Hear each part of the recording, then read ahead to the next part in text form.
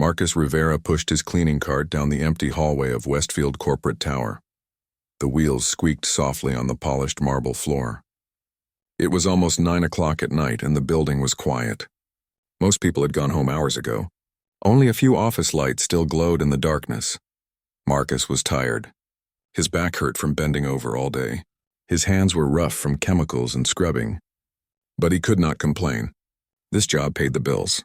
It kept food on the table for his daughter Sophia. That was all that mattered. He was 42 years old, but sometimes he felt much older. Life had been hard since his wife Maria died 3 years ago. Cancer had taken her away slowly, painfully. Marcus had watched the woman he loved fade away, and he could do nothing to stop it. After she died, he was left alone with their daughter. Sophia was only 5 years old then. She cried every night for her mother. Marcus had to be strong for her. He worked 2 jobs to pay off the medical bills. During the day, he worked at a warehouse. At night, he cleaned offices in this tall building downtown. He rarely slept more than 4 hours. But Sophia needed him. She needed a home, food, clothes, and school supplies. She needed a father who would not give up. Money was always tight. They lived in a small apartment on the edge of the city. The walls were thin. The heater barely worked in winter, but it was theirs. Marcus made sure Sophia had everything she needed, even if he went without. He bought her books from thrift stores. He cooked simple meals. He helped her with homework late at night, his eyes burning with exhaustion. But Marcus had one treasure that poverty could not take away. He had music. Before Maria got sick, he had studied piano at the community college. Music was his passion, his escape, his joy. He had dreamed of becoming a music teacher someday. But when Maria got sick, he had to quit school. The medical bills were too high. He had to work, not study. He had not touched a piano in 3 years. There was no money for instruments or lessons. Sometimes late at night, Marcus would sit at their small kitchen table and move his fingers in the air, remembering the feel of the keys. He would hum the songs Maria loved. It made him feel close to her again, just for a moment. Tonight, Marcus was cleaning the executive floor on the 20th level. This floor was different from the others. The carpets were thicker. The furniture was expensive. Large windows showed the city lights sparkling below like fallen stars. This was where the important people worked, the bosses and managers who made big decisions. Marcus pushed his cart past several dark offices. He picked up trash cans, wiped down desks, and vacuumed the floors. It was boring work, but he did it well. He took pride in leaving every space clean and neat. Even if no one noticed, Marcus knew. His mother had taught him that any work worth doing was worth doing right.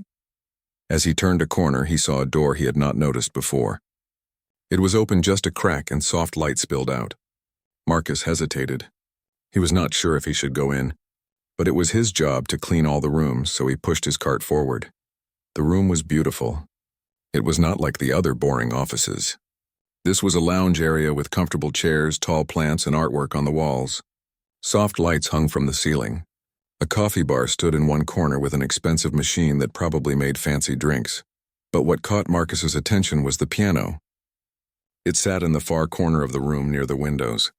It was a grand piano, black and shining like a dark mirror. The lid was open, showing the strings inside. Marcus stopped breathing for a moment. He had never seen such a beautiful instrument up close. He looked around. The floor was empty. Everyone had gone home. No one would know if he just looked at it. Marcus walked slowly toward the piano, leaving his cart by the door. His heart beat faster with each step. When he reached it, he ran his fingers gently over the smooth surface. It was perfect, not a scratch or mark anywhere. Marcus could not help himself. He sat down on the bench. It felt strange to sit at a piano again after so many years. His hands shook a little as he placed them on the keys. He pressed one key softly. The note rang out, pure and clear. It was perfectly tuned. Before he knew what he was doing, Marcus began to play. His fingers remembered what his mind had almost forgotten. He played Chopin's Nocturne in E-flat major. It had been Maria's favorite piece. She used to sit and listen to him practice it for hours. When she was sick in the hospital, she would ask him to hum it to her. It helped her sleep. As Marcus played, tears rolled down his cheeks. He had not realized how much he missed this. Music poured out of him like water from a broken dam. All the sadness, all the loneliness, all the exhaustion of the past 3 years flowed into the notes. The piano sang his pain and his love and his loss. He played with his eyes closed, lost in the memory of Maria. He could almost see her sitting next to him, her hand on his shoulder, smiling at him the way she used to. For these few minutes, she was alive again. The cancer had never happened. They were young and happy and full of dreams. Marcus did not hear the soft sound of a cane tapping on the floor. He did not notice the small figure standing in the doorway. He was too deep in his music, too far away in his memories. When the last note faded into silence, Marcus opened his eyes. He took a deep breath and wiped his tears with the back of his hand. Then he heard it. The sound of small hands clapping. Marcus jumped and turned around. A little girl stood near the doorway. She was small and thin, maybe 7 or 8 years old. She had long black hair and pale skin. She wore an expensive-looking dress that was wrinkled from a long day. In her hand she held a white cane. The girl was blind. Marcus could tell from the way her eyes looked past him instead of at him, but she was smiling. It was the brightest, happiest smile Marcus had seen in a long time.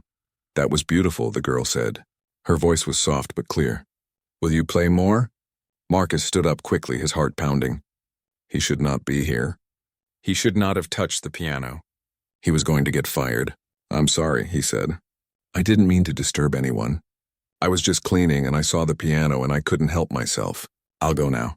"No, please don't go." The girl moved carefully into the room, using her cane to feel her way. "I heard the music from my mom's office. I've never heard anything so pretty." "What was that song?" Marcus watched her move slowly toward the piano. She was very careful, very deliberate.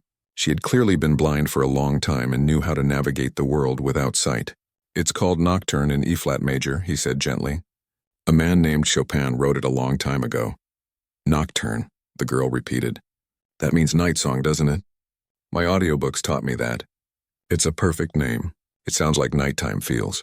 Quiet and deep and a little bit sad." Marcus was surprised by how smart she was. "Yes, that's exactly right. How did you know I was playing?" "My mom works late every night. Her office is down the hall. I was doing homework, but it's boring." The girl reached the piano and ran her small hand along its side. "I heard the music and had to find out where it came from. We have a piano at home, but no one plays it. It just sits there like a big, useless piece of furniture." "You should learn to play," Marcus said. "Music is a wonderful thing." The girl's smile faded a little. "I can't see the notes. Mom says it would be too hard for me." Marcus felt a surge of emotion. He thought of all the things people had told him were too hard or impossible. He thought of how many times he had wanted to give up but kept going anyway. "I don't think that's true," he said firmly. "Some of the greatest pianists in history were blind. They learned to play by feeling and listening, not by seeing. If you want to learn, being blind doesn't have to stop you." The girl's face lit up again. "Really? You're not just saying that to make me feel better?" "Really," Marcus said. He sat back down on the bench. "Come here. I'll show you." The girl moved carefully to the piano bench. Marcus helped her sit down next to him. Up close, he could see she was even younger than he thought. Maybe 7 years old. She was so small and fragile-looking.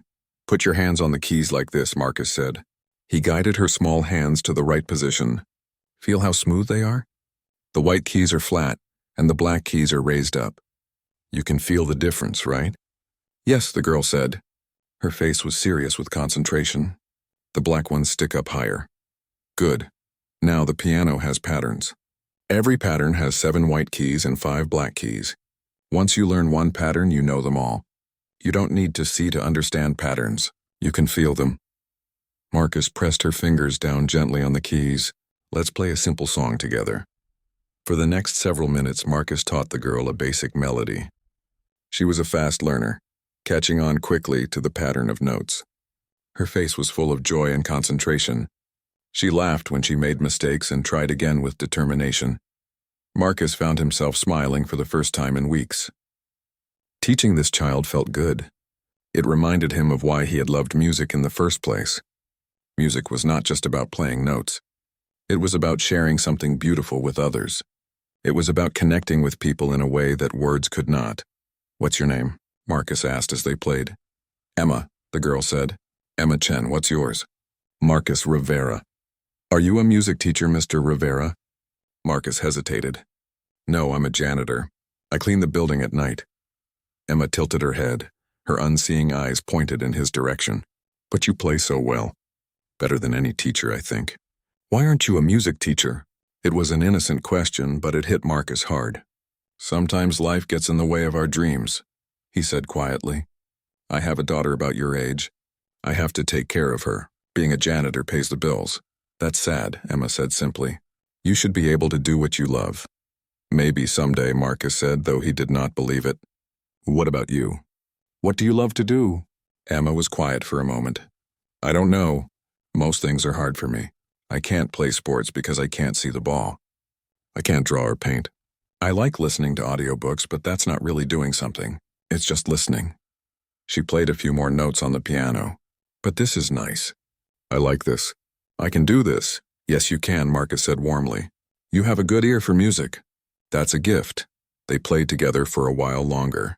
Marcus taught Emma a simple lullaby, and she picked it up quickly. She was laughing, her whole face bright with happiness. Marcus felt something warm spread through his chest. For a little while, he forgot about his tired back and his money problems and his loneliness. He was just a man sharing music with a child, and that was enough. Neither of them noticed the tall woman standing in the hallway outside the lounge. She stood very still, barely breathing, listening to her daughter's laughter. It had been so long since she heard Emma laugh like that. So long since she had seen her daughter truly happy. Jennifer Chen was a powerful woman. She was the CEO of Chen Technologies, a major tech company. She made million-dollar decisions every day. She managed hundreds of employees. She had built her company from nothing into one of the most successful businesses in the city. People respected her and sometimes feared her, but none of that mattered right now. Right now, she was just a mother watching her daughter come alive for the first time in months. And she was watching a janitor, a man who cleaned toilets and emptied trash cans, give her daughter something she had been unable to provide with all her money and power. He was giving Emma joy. Jennifer's eyes filled with tears. She pressed her hand against her mouth to keep from making any sound. She did not want to interrupt this moment. She just wanted to stand here and listen to her daughter laugh and play music with a stranger who had shown her more kindness in 10 minutes than most people showed in a lifetime. After a while, Marcus checked his watch and gasped. Oh no, I've been here too long. I still have 3 more floors to clean tonight. He stood up from the bench. I'm sorry, Emma. I have to get back to work. Emma's face fell. Will you be here tomorrow night? Marcus hesitated. He should say no. He should not make promises he might not be able to keep. But when he looked at Emma's hopeful face, he could not bring himself to disappoint her. I work here every weeknight. I clean this floor around 9 o'clock. Can I come back? Can you teach me more piano? If your mother says it's okay, Marcus said carefully. Does she know you're here? She's working in her office. She always works late. She probably didn't even notice I left. There was no anger in Emma's voice, just sadness. She's very busy. She works all the time. Marcus understood that feeling. He worked all the time too. But he did it for Sophia, to give her a good life. He wondered why Emma's mother worked so much when she clearly already had money. You should probably get back to her office before she worries. Okay. Emma stood up carefully and picked up her cane. Thank you, Mr. Rivera. This was the best night I've had in a long time. Thank you, Emma. You reminded me why I love music. Emma smiled and carefully made her way to the door. She moved slowly but confidently, counting her steps. When she reached the hallway, she turned back. See you tomorrow. See you tomorrow, Marcus said, even though he knew he probably should not make that promise. Emma disappeared down the hallway, tapping her cane softly. Marcus stood alone in the lounge for a moment, looking at the piano. Then he shook his head and went back to his cleaning cart. He had work to do. As he pushed the cart down the hallway, he did not see Jennifer Chen step out from a dark office doorway. She watched him go, this man who had touched her daughter's life with such simple kindness. She made a mental note to check the building's security cameras later. She wanted to know more about Marcus Rivera, the janitor who played piano like an angel and treated her blind daughter like she was capable of anything. Jennifer went back to her own office, where Emma sat at a small desk doing homework. Did you have a nice walk? Jennifer asked casually. Emma's face exploded into a huge smile. Mom, I found someone playing piano. He taught me how to play. His name is Mr. Rivera, and he's so nice, and he says being blind doesn't mean I can't learn music. The words tumbled out in a rush. Jennifer sat down and listened as Emma told her all about the wonderful janitor who played beautiful music. And as she listened, Jennifer Chen, CEO and businesswoman, made a decision. She was going to find out everything she could about Marcus Rivera, because anyone who could make her daughter smile like that deserved her attention. Outside the window, the city lights twinkled in the darkness. Somewhere below, people were living their lives, chasing their dreams, struggling with their problems. Among them was Marcus Rivera, pushing his cleaning cart, humming softly to himself, thinking about a little blind girl who reminded him that beauty could exist even in the darkest places. He did not know that his life was about to change. He did not know that playing piano for one lonely child would set in motion events that would transform everything. He just knew that for a few precious minutes tonight he had felt alive again. He had felt like himself again. And sometimes that is all we need to keep going. Just a few minutes of joy to remind us that life is still worth living, that tomorrow might be better, that we are not alone in our struggles. Marcus finished cleaning the 20th floor and moved on to the 21st. His back still hurt. His hands were still rough. He was still tired and poor and lonely, but something had shifted inside him. A small light had been turned on in a dark room. Tomorrow night he would come back. He would clean the floors and empty the trash. And if Emma came to the piano lounge again, he would teach her more music. Because that is what kind people do. They share what little they have with others who need it. And sometimes, if we are very lucky, that simple act of kindness changes the world. The next evening, Marcus arrived at Westfield Corporate Tower at his usual time. It was 6 o'clock and the sun was setting behind the tall buildings. He clocked in at the security desk and picked up his cleaning supplies from the storage room. His supervisor, Mr. Thompson, barely looked up from his phone. "Rivera, start on the 5th floor tonight. Work your way up," Mr. Thompson said. "Yes, sir," Marcus replied. He loaded his cart and headed to the elevator. His heart beat a little faster than usual. He wondered if Emma would come back to the piano lounge. Part of him hoped she would. Another part worried that he was making a mistake. He was just a janitor. He should not be spending his work time teaching a rich kid to play piano. But when he remembered Emma's smile and her laughter, his doubts faded. That little girl was lonely. She needed someone to show her kindness. Marcus knew what loneliness felt like. After Maria died, he had felt like he was drowning in it. If he could help one child feel less alone, maybe that would mean something. Marcus worked steadily through the evening. He cleaned offices, bathrooms, and conference rooms. He emptied trash cans and vacuumed carpets. His mind wandered as he worked. He thought about Sophia, his daughter. She was at their neighbor Mrs. Garcia's apartment right now, doing homework and eating dinner. Mrs. Garcia was kind enough to watch Sophia every evening while Marcus worked. He paid her what he could, but it was never enough. Mrs. Garcia always told him not to worry about it. Sophia was a good kid.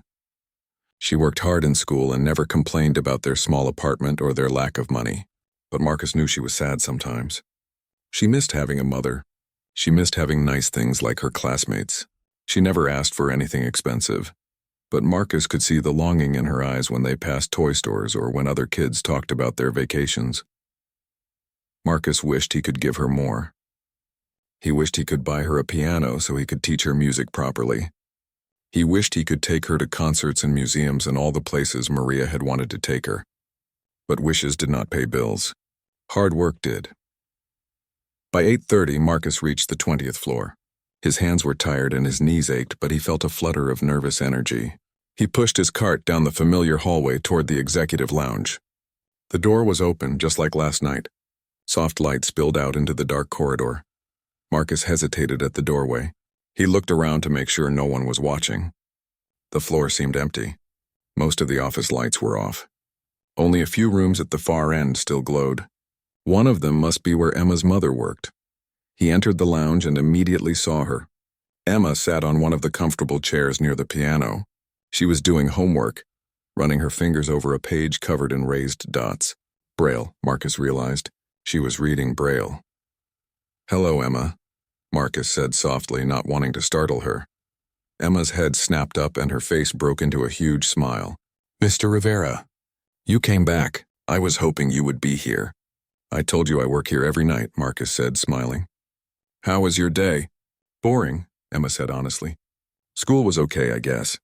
My teacher is nice, but the other kids don't really talk to me much. They don't know what to say to a blind girl. She closed her braille book and stood up, using her cane to navigate to the piano. I've been thinking about the piano all day. I tried to practice the song you taught me, but I kept forgetting the notes. That's normal, Marcus said. Learning an instrument takes time and practice. You can't expect to remember everything after one lesson. He sat down at the piano bench and patted the space next to him. Come on, let's practice together. Emma sat down beside him, her face eager and attentive. For the next half hour, Marcus taught her the same simple lullaby from the night before. He helped her place her fingers on the right keys and guided her through the melody. Emma was a quick learner. She made mistakes, but she laughed at them and tried again. Her determination impressed Marcus. You're doing really well, Marcus said. You have a natural feel for rhythm. Really? Emma's face glowed with pride. My mom never said I was good at anything. Marcus frowned. I'm sure that's not true. Your mother must be very proud of you. Emma was quiet for a moment. Her fingers rested on the piano keys, but she did not play. My mom is busy, she said finally. She works all the time. She tries to be a good mom, but I know she's stressed. We don't really talk much anymore, not like we used to. What do you mean? Marcus asked gently. Emma took a breath. Before my dad left, things were different. Mom was still busy, but she was happy. She would come home and tell us about her day. She would laugh and make jokes. We would have dinner together every night. But then Dad left us and everything changed. When did your father leave? 1.5 years ago, Emma said. Her voice was very small. He said he couldn't handle having a blind daughter. He said it was too hard, too stressful. He and Mom fought all the time about my doctors and my therapy and everything. Then one day he just left. He didn't even say goodbye to me. Marcus felt anger rise in his chest. What kind of man abandoned his child because she was blind? What kind of father gave up on his own daughter? I'm sorry, Emma, he said quietly. That must have hurt very much. It did, Emma admitted. But Mom was hurt worse. She blamed herself. She thought if she had been a better wife or worked less or something, Dad would have stayed. She started working even more hours. I think she doesn't want to be home because everything reminds her of Dad, but that means I'm alone a lot. Marcus understood pain and loss. He understood how grief could make people do strange things. Your mother is doing her best, he said. Sometimes when adults are hurting, they don't know how to fix it. They just try to keep busy so they don't have to feel the pain. Is that what you do? Emma asked. Her unseeing eyes seemed to look right through him. You said you have a daughter. You work 2 jobs. Are you keeping busy so you don't have to feel sad about something? The question caught Marcus off guard. This little girl was far too perceptive. Yes, he admitted. My wife died 3 years ago. I work hard so I don't have time to miss her. Does it work? No, Marcus said honestly. I miss her every single day. Working hard doesn't make the pain go away, but it gives me purpose. It gives me a reason to get up in the morning. I have to take care of my daughter, Sophia. She needs me. I think your wife would be proud of you, Emma said. You're a good dad. Sophia's lucky. Marcus felt tears sting his eyes. Thank you, Emma. That means a lot. They sat in comfortable silence for a moment. Then Emma said, Will you play that song again? The one from last night? The Nocturne? Of course. Marcus began to play Chopin's Nocturne in E-flat major. His fingers moved over the keys with practiced ease. The music filled the room, soft and melancholy and beautiful. Emma sat very still beside him, her head tilted slightly, listening with her whole being. In the hallway outside, Jennifer Chen stood in the same spot as the night before. She had come to listen again. After Emma told her about Marcus yesterday, Jennifer had pulled up his employee file. She had learned that he was a model employee, always on time, never complained, worked hard. His background check was clean. He had no criminal record, no red flags. She had also watched the security camera footage from the night before. She saw the gentle way Marcus interacted with Emma. She saw how patient he was, how kind. She saw Emma's face light up with joy, and she heard the music. That beautiful, haunting music that Marcus played. Jennifer was a practical woman. She had built her company through hard work and smart decisions. She did not believe in fairy tales or miracles, but watching Marcus with Emma made her feel something she had not felt in a long time. Hope. Emma had been so withdrawn since the divorce. She barely smiled anymore. She went through the motions of life but seemed empty inside. Therapy had not helped. Support groups had not helped. Jennifer had tried everything she could think of, But nothing worked. She was losing her daughter to sadness, and she did not know how to stop it. But in just 2 nights, this janitor had reached Emma in a way no professional therapist could. He treated her like a normal child. He did not pity her or talk down to her. He simply shared something beautiful with her and believed she could learn it. Jennifer wiped tears from her eyes. She needed to know more about Marcus Rivera. She needed to understand what made him so special. But more than that, she needed to make sure Emma could keep seeing him. These piano lessons were helping her daughter heal. When the music ended, Jennifer heard Emma clapping and laughing. "That was even more beautiful than last night," Emma said. "How do you remember all those notes? There must be hundreds of them." "Thousands, actually," Marcus said with a chuckle. "I've been playing this piece for many years. My wife loved it. I played it for her all the time. She had good taste," Emma said. Then she added shyly, "Do you think someday I could play something that beautiful?" "I know you could," Marcus said firmly. "If you practice and work hard, you can play anything you want. Being blind doesn't limit you, Emma. Only fear limits you." "I'm not afraid," Emma said. "Not when you're teaching me." They practiced for another 20 minutes. Marcus taught Emma a few more simple melodies. She was getting better, her fingers finding the right keys more easily. She was starting to understand the patterns and rhythms. Marcus was impressed by how quickly she learned. Finally, Marcus checked his watch. "I really need to get back to work," he said reluctantly. "I still have 2 more floors to clean and I need to be done by midnight. Will you come back tomorrow?" Emma asked. "I'll be here," Marcus promised. "Same time, same place." "Thank you, Mr. Rivera," Emma said. She reached out and found his hand, squeezing it gently. "You're the nicest person I've met in a long time." Marcus squeezed back. "You're pretty nice yourself, kiddo. Now go back to your mother's office before she worries." Emma picked up her cane and her braille book. She navigated carefully out of the lounge, counting her steps and using her cane to avoid obstacles. Marcus watched her go, a warm feeling in his chest. Teaching Emma reminded him of why he had fallen in love with music in the first place. It was about connection, about sharing joy, about making someone's life a little bit better. After Emma left, Marcus returned to his work.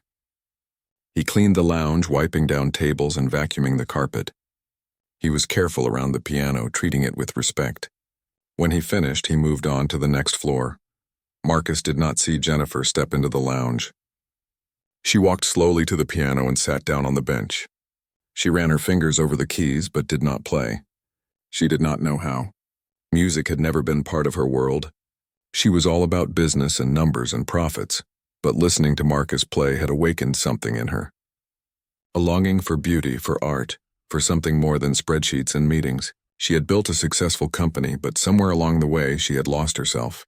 She had forgotten how to be happy. She had forgotten how to be a mother who did more than provide money and security. Jennifer made a decision. She was going to continue letting Emma have these piano lessons with Marcus, but she was also going to do more research on him. She needed to know everything about this man who was becoming so important to her daughter's happiness. Over the next 2 weeks, a routine developed. Every evening at 9 o'clock, Emma would go to the piano lounge. Marcus would take his break and teach her piano for 30 to 45 minutes. Then he would return to his cleaning duties and Emma would go back to her mother's office. Emma blossomed during those weeks. She smiled more. She talked more. She was excited about something for the first time in months. Jennifer watched the transformation with amazement and gratitude.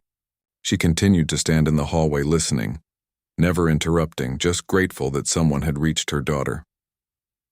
Marcus and Emma's conversations deepened as they got to know each other better. Emma told him about school, about the challenges of being blind, about missing her father. Marcus told her about Sophia, about missing Maria, about his dreams that had died when life got hard. "Why don't you bring Sophia here?" Emma asked one night. "I'd like to meet her. Maybe she could learn piano too." Marcus hesitated. Sophia can't come here. "This is your mother's workplace. Besides, I'm supposed to be working, not teaching piano." "But you are working," Emma insisted. "You're teaching me. That's important work. And my mom wouldn't mind. She knows I come here to see you." "She does?" Marcus was surprised. He had assumed Emma was sneaking away without permission. "Of course. I told her all about you. She said it was fine as long as I finished my homework first." Emma tilted her head. "She acts like she doesn't care, but I think she's happy I found something I love." Marcus was relieved but also nervous. If Emma's mother knew about the lessons, why had she not said anything? Did she approve or was she just too busy to care? He did not want to cause any problems. This job was important. He could not afford to lose it. Still, I don't think bringing Sophia is a good idea, Marcus said. These lessons are for you. Okay, Emma said, but she sounded disappointed. The lessons continued. Emma progressed from simple melodies to more complex pieces. She was a natural musician, Marcus realized. She had perfect pitch and an incredible memory for sounds. She could hear a melody once and reproduce it with minimal help. Her blindness actually helped her in some ways because she was not distracted by sheet music or by watching her hands. She simply felt and listened and played. One evening, as Marcus was teaching Emma a new song, something unexpected happened. The door to the lounge opened and a woman walked in. She was tall and elegant, wearing an expensive suit. Her black hair was pulled back in a neat bun. Her face was beautiful but tired, with dark circles under her eyes. Marcus jumped up from the piano bench immediately. He knew who this was. Emma's mother. The CEO, his boss's boss's boss. He was in trouble. "Please don't stop on my account," the woman said. Her voice was cool and controlled. "Continue the lesson." Emma's face broke into a smile. "Mom, are you done working already?" "Not quite, but I thought I should finally meet your piano teacher properly." The woman's dark eyes fixed on Marcus. They were intelligent and piercing. Marcus felt like she could see right through him. "I'm Jennifer Chen." "Marcus Rivera, ma'am," Marcus said nervously. He wished he was not wearing his janitor uniform with his name patch. He wished he looked more professional. "I apologize if I've been neglecting my duties. I can stop the lessons if they're a problem." "They're not a problem," Jennifer said. She walked further into the room, her heels clicking on the floor.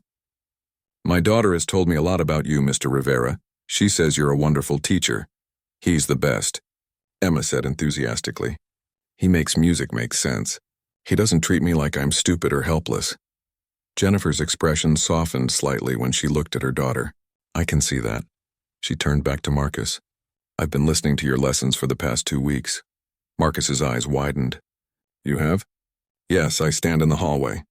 I wanted to make sure Emma was safe and that you were—" Jennifer paused, choosing her words carefully. "Appropriate. And am I?"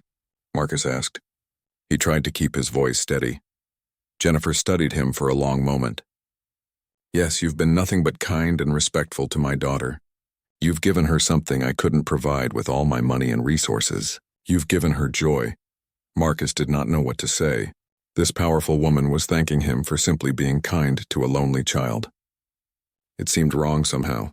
Kindness should not be so rare that it deserves special recognition. "Emma is a special kid," Marcus said finally. "She's smart and talented. Any time spent with her is a gift." Emma beamed at the compliment. Jennifer's eyes shimmered with emotion, though her face remained composed. "Mr. Rivera," Jennifer said formally, "I would like to discuss something with you." Can you come to my office after your shift ends? Marcus's stomach dropped. This was it. He was getting fired. Or maybe arrested. "Yes, ma'am," he said quietly. "Good. Emma, it's time for us to go home. Say goodnight to Mr. Rivera." "Good night, Mr. Rivera," Emma said. "See you tomorrow?" "I hope so," Marcus said, though he was not sure there would be a tomorrow. Marcus took a deep breath. He was not good at talking about himself, especially to someone as important as Jennifer Chen. But she was waiting, watching him with those intelligent, dark eyes. He had to answer. "I'm nobody special, ma'am," Marcus began. "I'm 42 years old. I've been working as a janitor here for 2 years. Before that, I worked at a warehouse during the day and did odd jobs at night. I have an 8-year-old daughter named Sophia. It's just the 2 of us." "What about your wife?" Jennifer asked. "Emma mentioned that you're widowed." Marcus felt the familiar ache in his chest. "My wife Maria died 3 years ago. Cancer. We tried everything, but nothing worked. The medical bills bankrupted us. I had to drop out of college to take care of her and work. After she died, I had to work even harder to pay off the debt and take care of Sophia." "You were in college?" Jennifer looked interested. "Studying what?" "Music," Marcus said quietly. "I was studying piano at the community college. I wanted to be a music teacher someday, but life had other plans." Jennifer leaned forward. "Why didn't you go back to school after your wife passed?" Marcus almost laughed, but it would have sounded bitter. With what money? With what time? I work 14 hours a day just to keep food on the table and a roof over our heads. College is a luxury I can't afford. Besides, I'm too old now. That dream is dead. You're 42, not 82, Jennifer said. That's hardly too old for anything. Marcus shrugged. Maybe not for some people. But for people like me, dreams are expensive. I have responsibilities. Sophia needs things. She needs clothes and school supplies and food. She needs a father who shows up for her, not one who's chasing impossible dreams. Jennifer was quiet for a moment. She tapped her fingers on her desk, thinking. Tell me about Sophia, what's she like? Marcus's face softened. She's amazing. Smart, kind, strong. She works hard in school. She never complains about not having things that other kids have. She's handling her mother's death better than I am, honestly. She's my reason for everything. Does she play piano? A little. I teach her what I can remember, but we don't have a piano. I show her finger positions and hum melodies. Sometimes we go to the mall and I let her try the pianos in the music store. But the employees always chase us out after a few minutes. They know we can't afford to buy anything. Jennifer's expression flickered with something that looked like sadness or sympathy. That must be difficult for you. Having all that talent and knowledge and no way to use it properly. It is what it is, Marcus said. He did not like talking about his problems. It made him feel weak and pathetic. I don't mean to complain, ma'am. I have a job and a healthy daughter. Many people have it worse. That's very mature of you, Jennifer said. But just because others have it worse doesn't mean your struggles aren't real.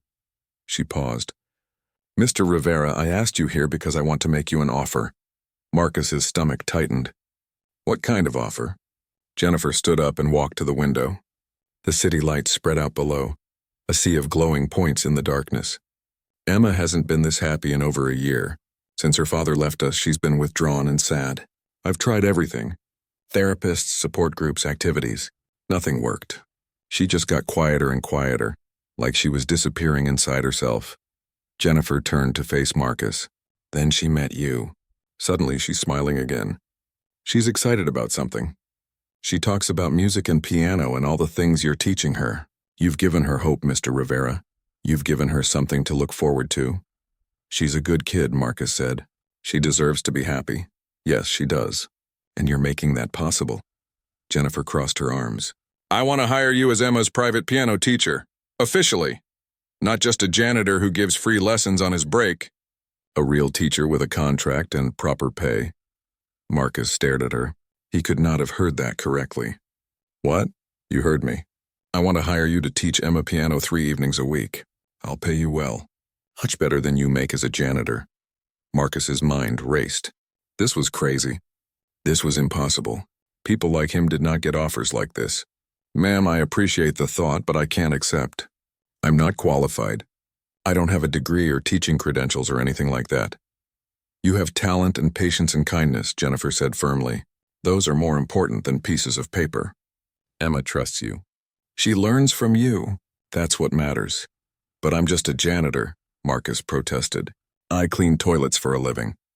You can't hire me as a private teacher. What would people think? I don't care what people think, Jennifer said coldly. I care about my daughter's well-being. You're helping her.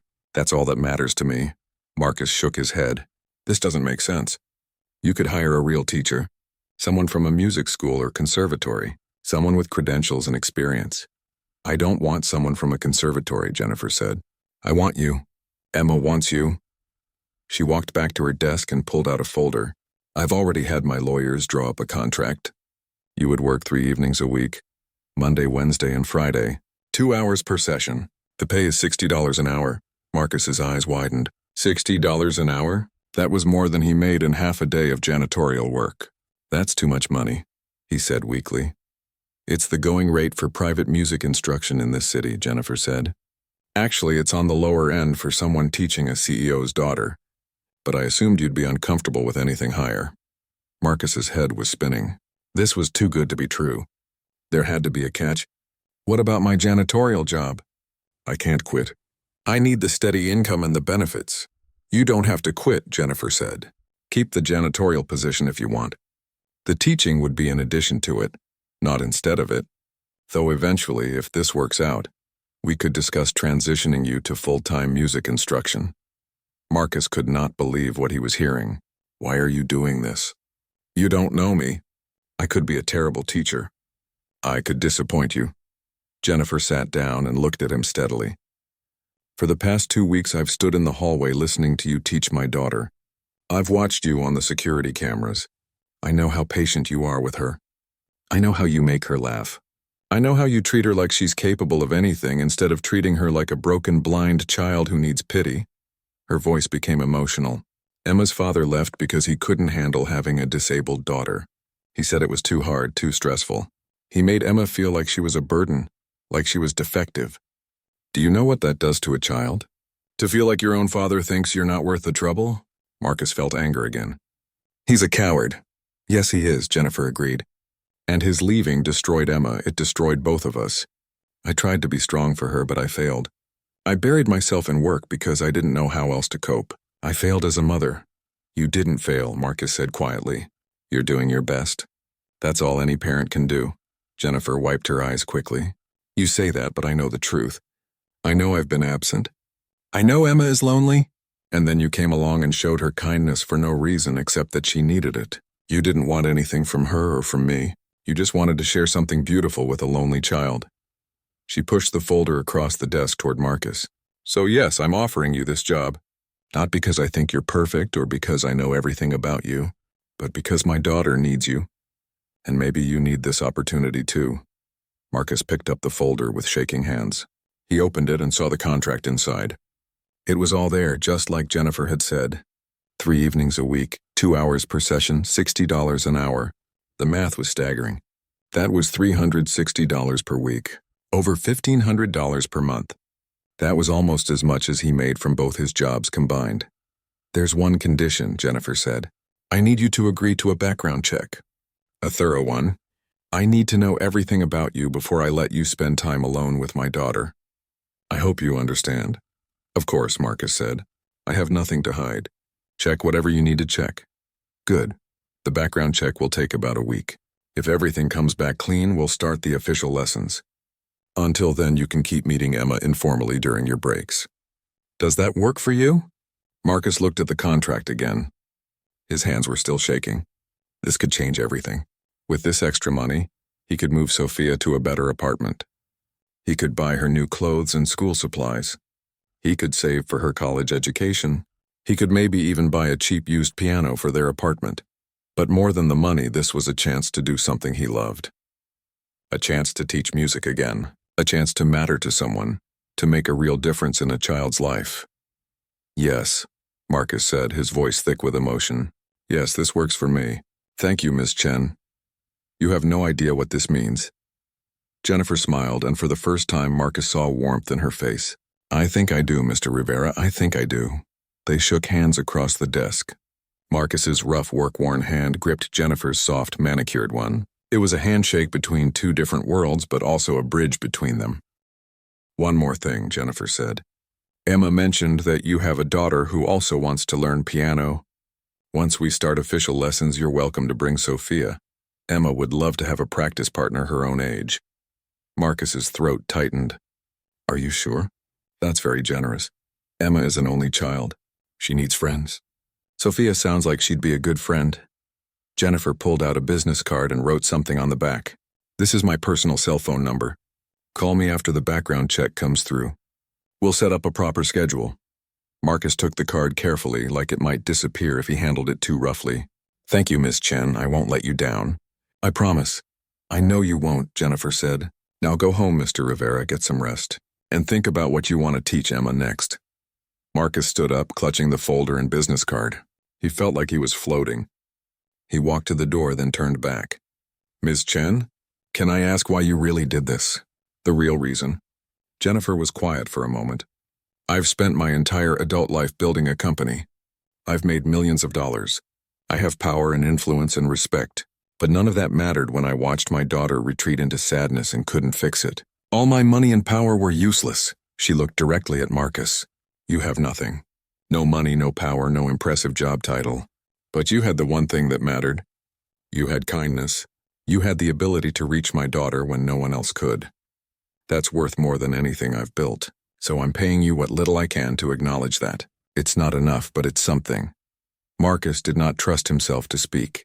He just nodded and left the office before the tears in his eyes could fall. He took the elevator down to the ground floor in a daze. He walked out into the cool night air and stood on the sidewalk, looking up at the tall building. Somewhere up there on the 20th floor, Emma was probably already asleep in her mother's office waiting to go home. Somewhere up there, Jennifer Chen was working late, trying to build an empire and be a mother at the same time. And somewhere in this city, Sophia was asleep in their tiny apartment, dreaming her small dreams, not knowing that her father's life had just changed completely. Marcus pulled out his phone and called Mrs. Garcia. She answered on the third ring, her voice groggy. "Marcus, is everything okay? It's after midnight." "Everything is fine, Mrs. Garcia, better than fine. I just wanted to check on Sophia. She's been asleep for hours." "No problems." Mrs. Garcia paused. "You sound strange. Are you sure everything is okay?" "Yes," Marcus said, and he started laughing. He could not help it. Relief and joy and disbelief all bubbled up inside him. "Everything is going to be okay. I'll pick Sophia up in the morning and tell you everything. Thank you for watching her." "You're welcome, mijo. Get some rest." Marcus hung up and started walking toward the bus stop. He did not have a car. He could not afford one. But maybe someday soon he could. Maybe a lot of things were possible now that had seemed impossible before. As he walked, Marcus thought about how strange life was. Just 2 weeks ago, he had been a tired, lonely janitor with no hope for anything better. He had accepted that his dreams were dead, and that he would spend the rest of his life just surviving, just getting by. Then he had sat down at a piano and played a song. And a little blind girl had heard him. Such a small thing, such a simple moment. But it had changed everything. Marcus reached the bus stop and sat down on the bench to wait. The city was quiet at this hour. A few cars passed by. A homeless man slept in a doorway across the street. The world kept turning, indifferent to one janitor's sudden stroke of good luck. But Marcus was not indifferent. He was grateful. He was hopeful. He was terrified that this might all fall apart. But he was also excited about the possibilities. He pulled out the contract and read it again under the streetlight. It was real. This was really happening. Jennifer Chen had offered him a job teaching her daughter piano. She had offered him respect and fair pay and a chance to use his talents. More than that, she had offered him dignity. She had seen him as more than just a janitor. She had seen the music in him, the teacher, the person who mattered. Marcus folded the contract carefully and put it back in the folder. He thought about Emma and her bright smile. He thought about Sophia and how excited she would be to learn that they might be able to afford a piano someday. He thought about Maria and hoped that wherever she was, she could see this moment. She had always believed in him even when he stopped believing in himself. The bus arrived, its brakes squealing. Marcus climbed aboard and found a seat near the back. As the bus pulled away from the curb, he looked out the window at Westfield Corporate Tower. The building was mostly dark now, just a few lights scattered throughout. But to Marcus, it glowed like a beacon of hope. In 1 week, the background check would be complete. In 1 week, his new life would begin. All he had to do was wait and trust that this was real. Marcus closed his eyes and rested his head against the window. For the first time in 3 years, he felt something he had almost forgotten. He felt happy. Not the fake happiness he showed Sophia so she would not worry. Not the brief distraction of a song or a memory. Real, genuine happiness about the future. The bus rumbled through the empty streets carrying Marcus home. He had hours of work still ahead of him tomorrow at the warehouse. He had bills to pay and responsibilities to handle. His life was still hard, but now it was hard with hope mixed in. And hope, Marcus had learned, was a powerful thing. Hope could keep you going when everything else failed. Hope could turn a janitor into a teacher, a stranger into a friend, a moment into a miracle. Marcus smiled as the bus carried him through the night. Tomorrow he would tell Sophia about Emma and the lessons and the contract. She would be so excited. She would ask a million questions. She would probably want to start practicing right away, even without a piano. And Marcus would answer every question patiently. He would show her finger positions on the kitchen table. He would hum melodies and explain about rhythm and notes and all the beautiful complexity of music, because that was what teachers did. They shared what they knew with students who wanted to learn. They passed on knowledge and passion and love for their craft. Marcus was going to be a teacher again. Not just a janitor who played piano in secret. A real teacher with students and lessons and purpose. The thought made him smile even wider. Maria would have been so proud. Sophia would be so happy. And Emma, sweet Emma with her white cane and her brilliant smile. Emma would learn to play beautiful music. The bus stopped at Marcus's neighborhood. He got off and walked the 3 blocks to his apartment building. The neighborhood was rough, but it was home. He climbed the stairs to the 3rd floor and unlocked his door quietly so he would not wake Sophia at Mrs. Garcia's. The apartment was dark and silent. Marcus turned on a small lamp and looked around. The furniture was old and worn. The carpet had stains. The walls needed paint. But it was clean and warm in theirs. Soon maybe they could move somewhere better, somewhere with more space and working heat, somewhere Sophia could have her own room instead of sleeping on the couch, somewhere that felt less like poverty and more like home. But even if they stayed here, things would be different now, because Marcus had hope again. He had purpose again. He had been given a gift and he was not going to waste it. Marcus walked to the small kitchen and made himself a cup of tea. He sat at the table with the contract spread out in front of him. He read it one more time just to make sure it was real. It was real. Jennifer Chen's signature was at the bottom. The terms were clear. This was happening. Marcus finished his tea and went to bed. He lay in the darkness, staring at the ceiling, too excited to sleep. His mind raced with plans and ideas. Songs he would teach Emma. Ways he could help her develop her natural talent. Exercises for Sophia so she could learn alongside her new friend. Finally, exhaustion won and Marcus drifted off to sleep. He dreamed of music and pianos and 2 little girls laughing as they played a duet. He dreamed of Maria standing beside him, her hand on his shoulder, whispering that she was proud of him. When Marcus woke up the next morning, sunlight was streaming through the window. For a moment he thought maybe last night had been a dream, but then he saw the folder on the kitchen table, and he knew it was real. His life had changed. His future had opened up. All because he had played piano for a lonely blind girl and shown her kindness when she needed it most. Sometimes, Marcus thought as he got ready for his warehouse job, the smallest acts of kindness lead to the biggest changes. We never know whose life we might touch or how much one moment of compassion might matter. Marcus had touched Emma's life, and in doing so he had changed his own. The week that followed was the longest of Marcus's life. He went to work at the warehouse every morning, lifting boxes and operating machinery. He cleaned offices every evening, pushing his cart through empty hallways. But his mind was somewhere else. He kept thinking about the contract, about the background check, about whether this incredible opportunity would actually happen. What if something in his past disqualified him? What if Jennifer changed her mind? What if this was all too good to be true? Marcus tried to push away his doubts. He had nothing to hide. His record was clean. He had never been arrested, never done anything wrong. But anxiety gnawed at him anyway. He was not used to good things happening. On the 3rd night, Emma asked him about the contract. Mom said she offered you a job teaching me officially. Did you say yes? They were sitting at the piano in the lounge. Marcus had just finished showing her a new piece. I did say yes, Marcus told her. But your mother needs to do a background check first. That takes time. What's a background check? Emma asked. It's when someone looks at your history to make sure you're a safe person. Your mother wants to make sure I'm not dangerous before she hires me to spend time with you. That's silly, Emma said. I already know you're safe. You're the nicest person I know. Marcus smiled. Your mother is being smart. She's protecting you. That's what good parents do. I guess, Emma said. She played a few notes on the piano. I hope the check goes fast. I want Sophia to come meet me. You've told me so much about her. She sounds really nice. She is nice, Marcus said. You two will get along great. He hesitated, then added, Emma, I need to ask you something. Are you sure you want me as your teacher? Your mother could hire someone much better than me, someone with a real education and credentials. Emma turned her face toward him. Even though she could not see him, her expression was serious. You're already my teacher. You've been teaching me for 3 weeks now, and I've learned more from you than I learned from any of my other teachers. But I'm just a janitor, Marcus said. No, you're not, Emma said firmly. You're a musician who happens to clean buildings for money. That's different. Being a janitor is your job, not who you are. Marcus was struck by her words. When had this 7-year-old girl become so wise? "You're right," he said quietly. "Thank you for reminding me of that." They continued their lesson.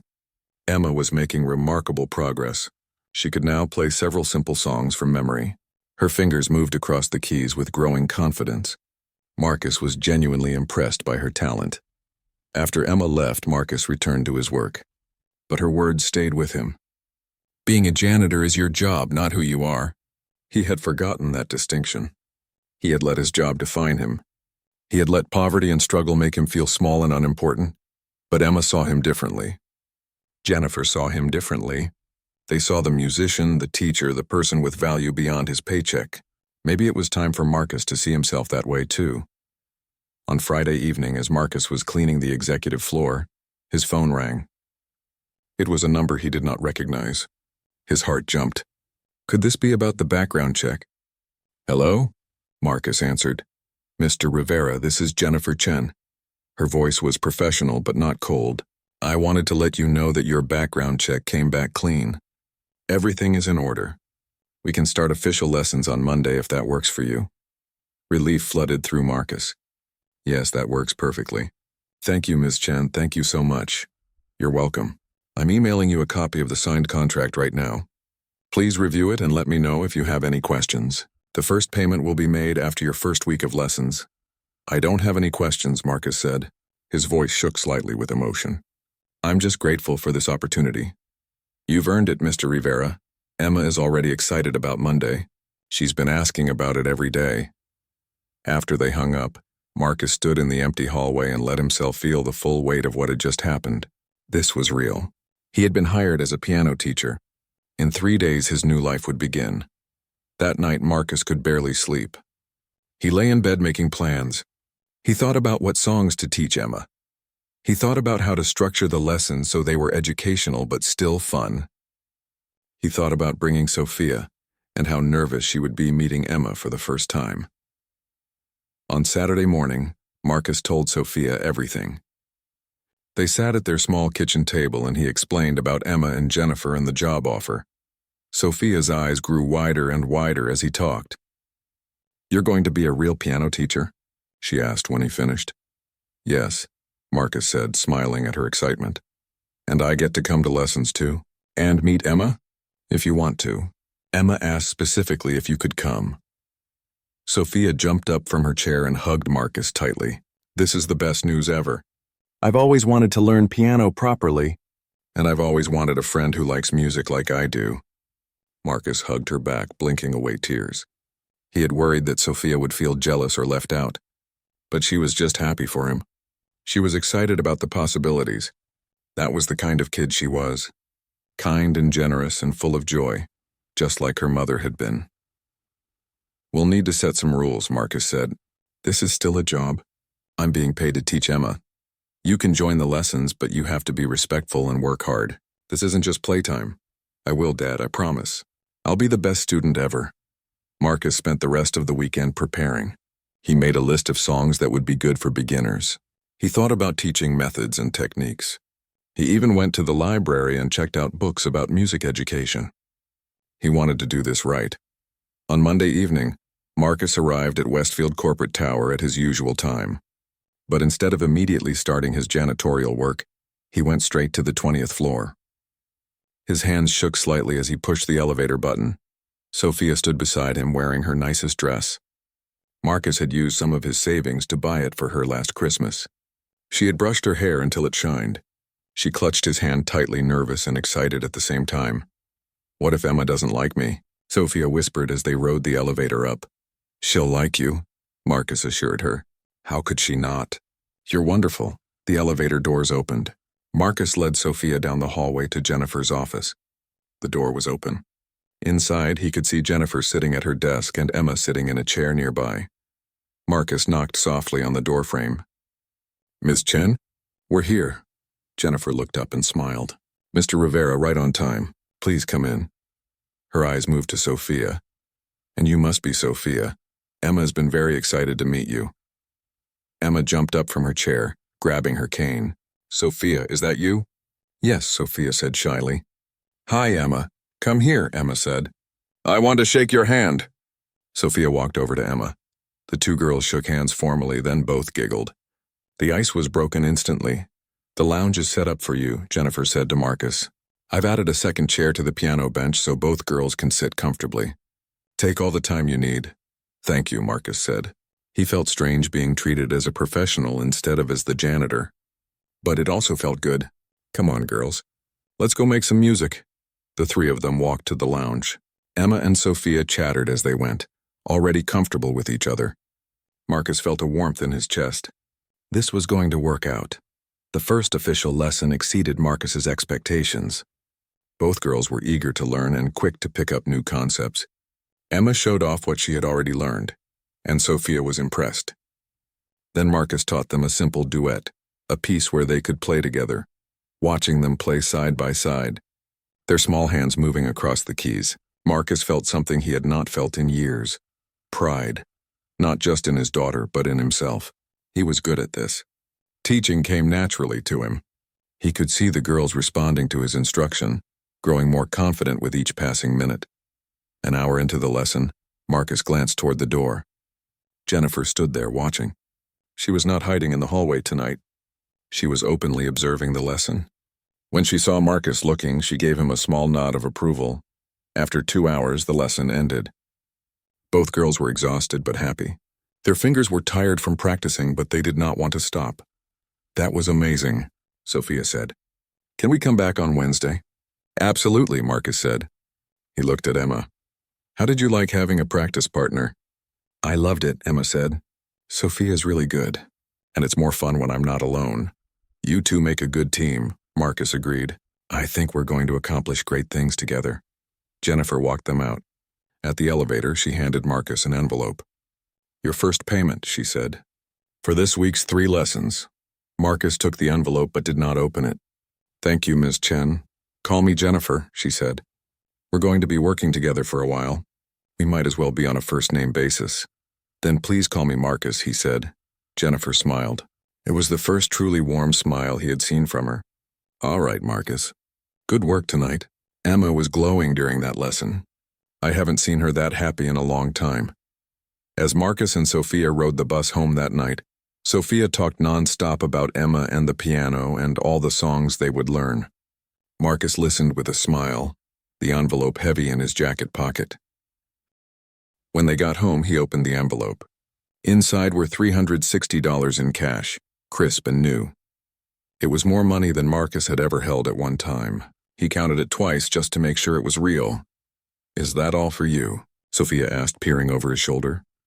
Yes, Marcus said. This is my payment for this week. Wow, Sophia breathed. That's a lot of money. Yes, it is. Marcus folded the bills carefully and put them in his wallet. This money would go straight to paying off debt and building savings. But maybe, just maybe, he could spare a little bit for something special. Sophia, what would you say if I told you we might be able to buy a piano in a few months? Sophia's eyes went huge. Really, our own piano? That we could keep in the apartment? A small one, probably used, but yes. If I keep teaching Emma and if everything works out, we could afford it. Sophia threw her arms around him. This is the best day of my life. Over the next several weeks, a routine developed. Marcus taught piano lessons on Monday, Wednesday, and Friday evenings. Sophia came to every lesson and learned alongside Emma. The two girls became close friends. They started looking forward to lesson days, counting down the hours until they could see each other again. Marcus's teaching skills grew stronger. He became more confident in his methods. He learned how to explain complex musical concepts in simple ways. He learned how to keep the girls motivated and engaged. He discovered he had a real talent for teaching. Jennifer often watched the lessons. She would stand at the door or sit quietly in the corner of the lounge. At first, Marcus found it distracting, but gradually he got used to her presence. Sometimes she would ask questions about music theory or ask him to explain what he was teaching. Marcus realized that Jennifer was learning too in her own way. One evening, after a particularly good lesson, Jennifer asked Marcus to stay for a few minutes after the girls left. I want to discuss something with you, she said. Marcus felt a flutter of worry. Was something wrong? Of course, they sat in the lounge. Jennifer looked tired, but there was a spark in her eyes that Marcus had not seen before. Marcus, you've been teaching Emma for almost 2 months now. The change in her has been remarkable. She's more confident, more outgoing. She talks about music constantly. She practices at home every day. She's a talented student, Marcus said. She makes my job easy. It's more than that, Jennifer said. You've given her purpose.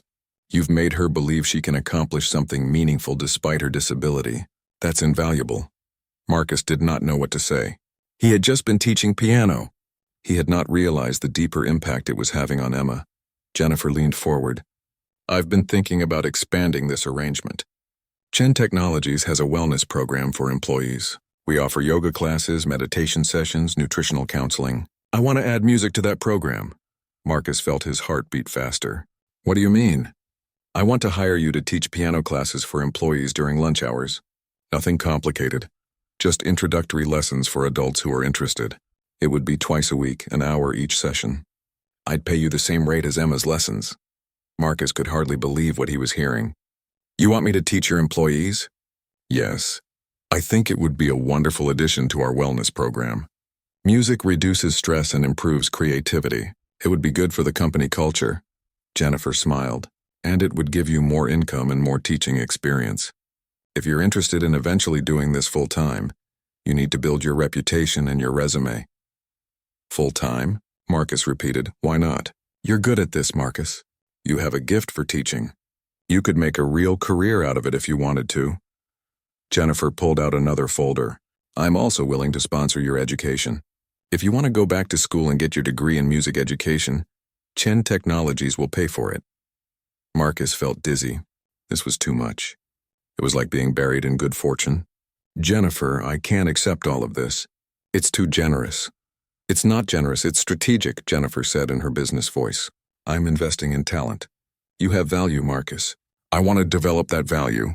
It's good for Emma, good for my employees, and good for you. Everyone wins. She pushed the folder across to him. This is a proposal for the employee wellness classes and a separate proposal for educational sponsorship. Take these home and think about it. You don't have to decide right now. Marcus took the folders with trembling hands. Jennifer, I don't know what to say. This is beyond anything I ever imagined. Then say you'll think about it, Jennifer said gently. You've already proven yourself as a teacher. Now I'm just giving you the opportunity to grow. That night, Marcus sat at his kitchen table reading through the proposals. The employee wellness program would add another $240 per week to his income. That was over $900 extra per month. Combined with Emma's lessons, he would be making more from teaching than from both his other jobs. The education sponsorship was even more incredible. Jennifer was offering to pay for him to complete his degree at the community college, including tuition, books, and fees. All he had to do was maintain a decent grade point average and continue teaching Emma. Marcus thought about what this would mean. He could quit one of his exhausting jobs. He could spend more time with Sophia. He could go back to school and finally finish what he had started all those years ago. He could build a real career doing something he loved. But most importantly, he would be showing Sophia that dreams were not dead, just because life got hard. He would be showing her that it was never too late to change your path, to reach for something better. The next day, Marcus called Jennifer. I've thought about your offers, he said. And my answer is yes. Yes to everything. He could hear the smile in Jennifer's voice. I'm glad, Marcus. This is going to be good for all of us. Over the next few months, Marcus's life transformed completely. He quit his warehouse job and reduced his janitorial hours. He started teaching the employee wellness classes during lunch. The classes were surprisingly popular. Adult students came to learn piano, drawn by his patient teaching style and his obvious love for music. Marcus also enrolled in classes at the community college. It was strange being back in school at 42 years old. He was older than most of his classmates and even some of his professors. But he worked hard and earned good grades. He was motivated in a way he had not been the first time around. Now he knew exactly why he was there and what he wanted to accomplish. Emma and Sophia continued their lessons, growing stronger as musicians and closer as friends. They started performing small pieces for Jennifer and the other employees. Their confidence bloomed. Jennifer continued to watch the lessons when she could. Marcus noticed that she was working fewer hours than before. She was leaving the office earlier to spend time with Emma. The stress lines on her face were beginning to fade. One evening, about 6 months after they started lessons, Jennifer asked Marcus to stay late again. This time, Emma and Sophia were still there practicing a duet. "I wanted to talk to you about something," Jennifer said. They stood by the windows looking out at the city lights. "Emma's birthday is next month. She's turning 8. I want to throw her a party, and she wants to perform a piano piece. Would you help her prepare something special?" "Of course," Marcus said. "I'd be honored." Jennifer turned to look at him. "You've done so much for my daughter, Marcus. You've changed her life. You've changed mine too, if I'm being honest." Marcus was surprised. "How have I changed your life?" "You reminded me what matters," Jennifer said softly. "I was so focused on work, on building my company, on proving I could do it alone after the divorce. I forgot about Emma. I forgot about being a mother. I forgot about joy and music and all the things that make life worth living." She gestured toward the piano, where Emma and Sophia were laughing together as they practiced. "Watching you teach them, seeing how patient and kind you are, it made me realize I was doing everything wrong. Money and success don't mean anything if the people you love are unhappy." Marcus did not know what to say. He had not realized he was having that kind of impact. "I've started therapy," Jennifer continued. "I'm working on being more present for Emma. I'm delegating more at work so I can leave at reasonable hours. I'm trying to be the mother Emma deserves." "You're a good mother," Marcus said. "You've always been a good mother. You were just hurt and trying to survive. There's no shame in that." Jennifer's eyes glistened with tears. "Thank you for saying that. And thank you for everything you've done for us. You're more than a piano teacher, Marcus. You're part of our family now." Those words hit Marcus hard. Family. He had not felt part of a family since Maria died. It had just been him and Sophia against the world. But now, standing in this lounge with Jennifer, watching their daughters play piano together, he realized she was right. Somehow, without planning it, they had become a family of sorts. Not a traditional family, but something real and meaningful. Emma's 8th birthday party was held at Chen Technologies. Jennifer had transformed the employee lounge into a celebration space with balloons, decorations, and a long table filled with food and cake. About 30 people attended, including employees who had taken Marcus's wellness classes, Emma's classmates from her school for the blind, and a few of Jennifer's business associates. But the centerpiece of the party was the piano performance. Emma and Sophia had been practicing for weeks. They were going to perform a duet that Marcus had arranged specifically for them. It was based on a simple melody but had been expanded into something beautiful and complex. Marcus stood at the side of the room, watching people arrive. He wore a new suit that Jennifer had insisted on buying for him. He felt strange in it, like he was playing dress-up. But Jennifer had said that he was a professional music instructor now, and needed to look the part. Sophia stood next to him, wearing a new dress that matched Emma's. The two girls had coordinated their outfits without telling anyone. When they stood together by the piano, they looked like sisters. Jennifer moved through the crowd, greeting guests and making small talk. But Marcus noticed that her eyes kept finding Emma. She was watching her daughter with a mixture of pride and love that had not been there 6 months ago. Jennifer had kept her promise to be more present. She attended every piano lesson now. She took Emma to concerts and museums. She had even started learning piano herself, taking private lessons from one of Marcus's colleagues. As the party got underway, Marcus felt a hand on his shoulder. He turned to see Mr. Thompson, his former supervisor from the janitorial department. "Rivera," Thompson said, smiling. "Look at you. All dressed up and respectable. I heard you're a big-shot music teacher now." Marcus smiled back. "Not a big shot. Just a teacher. Don't be modest. Everyone's talking about your classes. People actually use their lunch breaks to learn piano." "That's impressive." Thompson lowered his voice. "Between you and me, I always knew you were too good for janitorial work. You had something special about you. I'm glad someone finally noticed." After Thompson walked away, Marcus thought about how much his life had changed. He still did some janitorial work a few nights a week, but now it was by choice rather than necessity. He actually enjoyed it. Cleaning gave him time to think and plan lessons. It kept him humble and grounded, but his real work now was teaching. He taught Emma and Sophia 3 times a week. He taught employee wellness classes twice a week. He had even started taking on a few other private students, children whose parents had heard about his work with Emma. Between all of this and his college classes, Marcus was busier than ever. But it was a different kind of busy. He was tired from doing things he loved rather than from pure survival. Jennifer clinked her glass to get everyone's attention. "Thank you all for coming to celebrate Emma's birthday," she said. Her voice was warm and confident. "My daughter has had an incredible year. She's grown so much, learned so much, and accomplished things I never imagined possible. A lot of that is thanks to her piano teacher, Marcus Rivera." People turned to look at Marcus. He felt his face grow hot with embarrassment. Jennifer continued.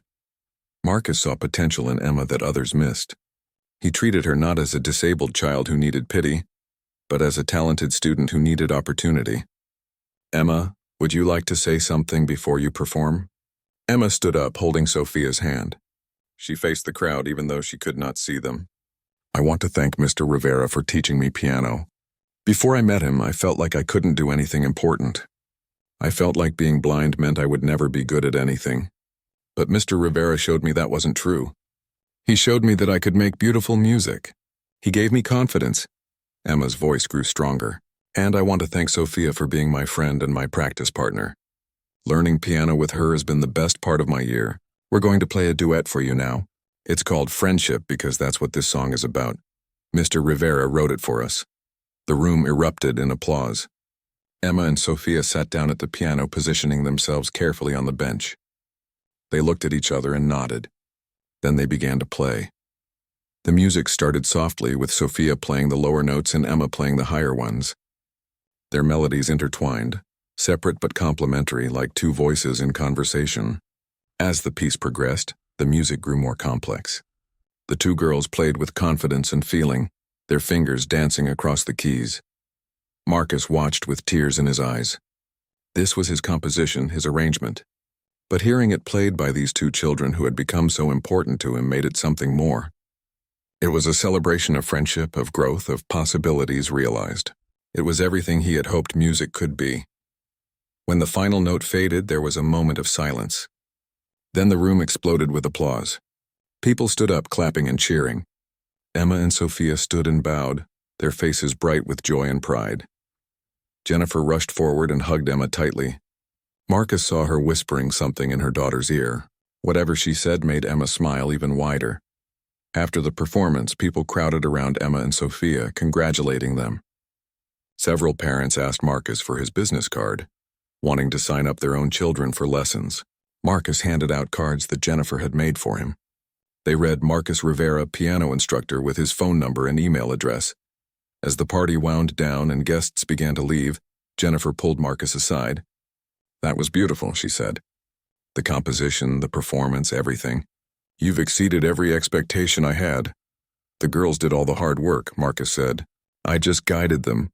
"Stop being so humble," Jennifer said with a smile. "You're talented, Marcus. You need to own that." She handed him an envelope. "This is a bonus for all the extra work you put into preparing for today." Marcus opened the envelope and saw a check for $1,000. His eyes widened. "Jennifer, this is too much." "It's exactly enough," she said firmly.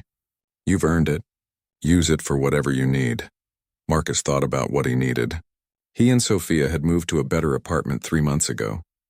They had bought a used upright piano that now sat in their living room. Sophia practiced on it every day, and Marcus gave lessons there on weekends. They had paid off most of their debt. They had savings for the first time in years. What Marcus needed was not money. What he needed was right here in this room. Purpose, community, family. "Thank you," Marcus said, putting the check in his pocket. "For this and for everything else. You've changed my life, Jennifer. I was lost before I met Emma. I was just going through the motions, surviving but not living. You gave me a reason to hope again." Jennifer's eyes grew soft.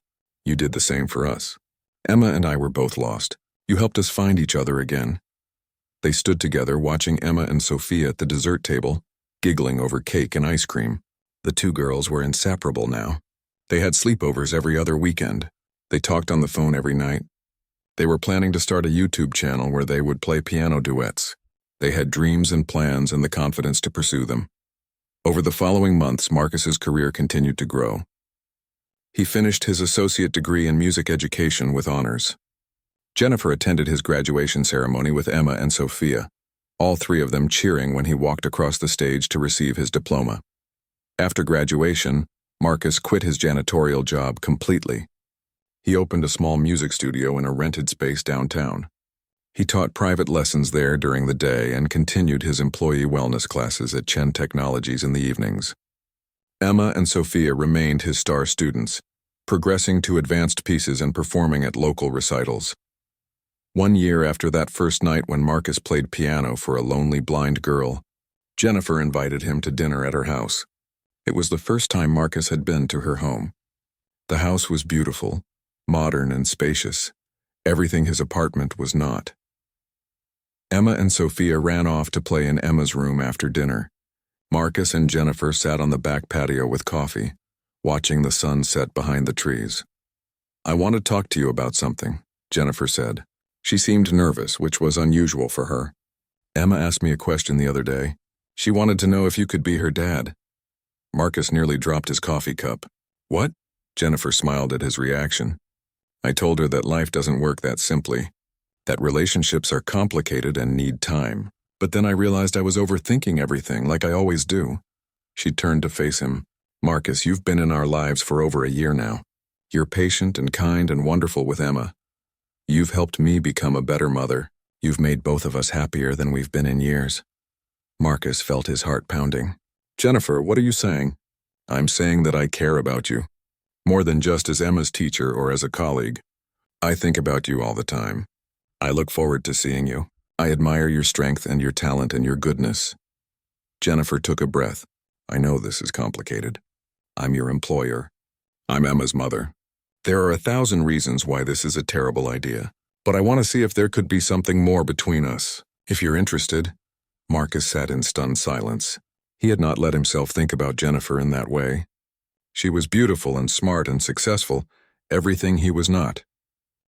Jennifer learned about the depth of Marcus's love for his late wife and his continued grief over losing her. Marcus learned about the pain of Jennifer's divorce and her feelings of failure as a mother. They shared their vulnerabilities and fears. They supported each other through difficult days. The girls thrived in the environment of growing happiness around them. Emma continued to excel at piano, winning awards at youth competitions. Sophia discovered that she had a gift for composition, writing her own simple pieces. Both girls talked about studying music in college someday. Marcus's studio grew successful. Word spread about the teacher who had helped a blind girl become a talented pianist. Parents came from across the city, some bringing children with disabilities, others just wanting their kids to learn from someone who clearly loved what he did. Marcus hired 2 assistant teachers to help with the growing number of students. He developed a reputation for being able to reach difficult students, children who had failed with other teachers. His patience and creativity made him sought after. One evening, almost 2 years after that first meeting at the piano, Marcus and Jennifer sat together at another company event. This time it was the annual Chen Technologies Gala, a formal party for employees and major clients. Marcus had been asked to perform. He sat at a grand piano on a stage, looking out at hundreds of people in evening wear. It was surreal. 2 years ago he had been invisible, cleaning these halls while people slept. Now he was here as an honored guest and performer. Jennifer sat in the front row with Emma and Sophia on either side of her. All 3 of them watched Marcus with love and pride. Marcus began to play. The piece was his own composition, something he had been working on for months. He called it Beyond the Door, because it was about all the things that happen in life when we open ourselves to possibility, when we stop hiding and start hoping. The music told a story. It started with sadness and loss, dark chords that spoke of grief. Then it shifted to something lighter, a melody that suggested curiosity and wonder. The piece built to a powerful middle section full of joy and triumph. Finally, it resolved into something peaceful and content, a quiet happiness earned through struggle. As Marcus played, he thought about his journey. From janitor to teacher, from poverty to stability, from loneliness to love, from giving up on dreams to living them. When the music ended, the applause was deafening. Marcus stood and bowed. Then he gestured to the front row, to Jennifer and Emma and Sophia. They stood too, and he motioned for them to join him on stage. The 3 of them came up, and Marcus put his arms around all of them. This was his family now. Not traditional, not simple, but real and beautiful and more than he had ever hoped for. Later that night, after the gala ended, Marcus and Jennifer stood on the balcony of the event space. The girls had fallen asleep in a side room, exhausted from the excitement. "That was an incredible performance," Jennifer said. "The composition was beautiful." "Thank you," Marcus said. "It's about us, about how life can change when you least expect it." Jennifer leaned against him. "I've been thinking about something. Emma keeps asking when you're going to officially be her dad, and I keep telling her we're not there yet. But maybe we are." Marcus looked at her. "What do you mean?" Jennifer pulled a small box from her purse. "I mean that I love you, Marcus Rivera. I love your kindness and your talent and your strength. I love how you make Emma laugh and how patient you are with Sophia. I love the life we've built together." She opened the box, revealing a simple gold ring. "I know this is unconventional. Usually the man proposes, but nothing about us has been conventional. So I'm asking you, will you marry me? Will you officially become Emma's father and let me officially become Sophia's mother?" Marcus felt tears running down his face. He had never imagined this moment. After Maria died, he thought his chance at love was over. He thought he would spend the rest of his life alone, working and surviving and nothing more. But then he had sat down at a piano one night. He had played a song for no one in particular. And a little blind girl had heard him. That one moment had changed everything. "Yes," Marcus said, his voice thick with emotion. "Yes, I'll marry you. Nothing would make me happier." They kissed as the city lights sparkled below them. Somewhere in the building, two little girls slept peacefully, not knowing that they were about to become sisters, not knowing that their family was about to become official. 6 months later, Marcus and Jennifer were married in a small ceremony. Emma and Sophia served as dual flower girls and performed a piano duet during the reception. The song was one they had composed together called Family Found. Marcus officially adopted Emma, and Jennifer officially adopted Sophia. The adoption proceedings were emotional, but joyful. The girls were now legally sisters, though they had felt like sisters for a long time already. The family moved into a new house together, one big enough for everyone. The house had a music room with 2 pianos, one for Marcus to teach on and one for the girls to practice on. The walls were decorated with photos of recitals and performances, memories of growth and achievement. Marcus's studio continued to thrive. He was invited to speak at music education conferences about his methods for teaching students with disabilities. He became an advocate for accessible music education, using his platform to argue that no child should be denied the opportunity to learn music because of physical limitations. Jennifer scaled back her hours at Chen Technologies, promoting trusted managers to take on more responsibility. She remained CEO, but now she had time for family dinners and school events and lazy Sunday mornings with coffee and conversation. Emma and Sophia grew up surrounded by music and love. They performed regularly at community events. They started a nonprofit organization that provided free music lessons to children from low-income families. They gave back the way Marcus had given to them. Years later, when Emma graduated from high school as valedictorian, she gave a speech about the janitor who had changed her life by simply being kind. Marcus sat in the audience crying with pride, holding Jennifer's hand. Sophia became a music teacher herself, inspired by her father's example. She opened a school for children with disabilities, specializing in arts education. Marcus helped her get started, proud beyond words that his daughter had inherited his passion and compassion. Marcus never forgot where he had come from. Even as his studio became successful and his family became comfortable, he remembered the years of struggle. He remembered cleaning toilets at night and wondering if life would ever get better. He remembered the loneliness and the fear and the exhaustion, and he remembered the moment everything changed. A quiet evening, an empty building, a beautiful piano, and a decision to play one song. Such a small decision with such enormous consequences. Sometimes Marcus would go back to Westfield Corporate Tower late at night. The company had kept him on as a consultant, so he had access to the building. He would go to the 20th floor, to the lounge where it all began. He would sit at the same piano and play Chopin's Nocturne in E-flat major, the piece that Maria had loved. And he would think about how strange and beautiful life was, how one moment of sadness could lead to years of joy, how one act of kindness could ripple out and change multiple lives. Marcus had not planned to be a teacher. He had not planned to fall in love again. He had not planned any of this. But by staying open to possibility, by choosing kindness over bitterness, by sharing what little he had with a child who needed it, he had found everything he had lost and more. The janitor became a teacher. The teacher became a father and husband. But most importantly, the man who had lost hope found it again in the most unexpected place. All because he played piano with a blind girl, and her CEO mother was standing beyond the door, listening and hoping and learning to believe in second chances. Sometimes the most beautiful music happens when we least expect it. Sometimes the most important moments are the quiet ones, the simple acts of sharing and caring and connecting. Sometimes a janitor is more than a janitor, a blind girl is more than her disability, and a busy CEO is more than her company. Sometimes we are all just people searching for connection, for purpose, for someone who sees us as we truly are and loves us anyway. And sometimes, if we are very lucky and very brave, we find each other. We make music together. We build families out of broken pieces. We turn lonely nights into joyful mornings. We transform sorrow into joy and strangers into family. That is the real story. Not about a janitor or a CEO or a blind girl, but about people who found each other when they needed it most and built something beautiful together. That is the story of how Marcus Rivera learned to hope again, and how his hope gave others permission to hope too. And years later, when people asked Marcus what the secret to happiness was, he would smile and say something simple. Be kind, share what you have. Stay open to possibility, and never underestimate the power of music to change lives.